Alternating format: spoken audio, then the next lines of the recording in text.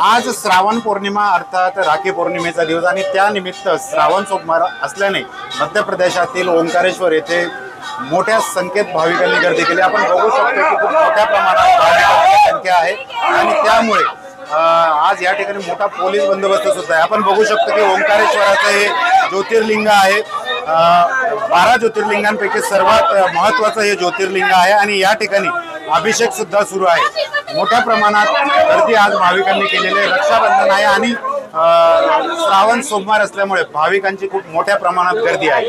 Cameraman Shantaram sir, doctor Sanjay Mahajan, ABP माझा, बुलढाणा।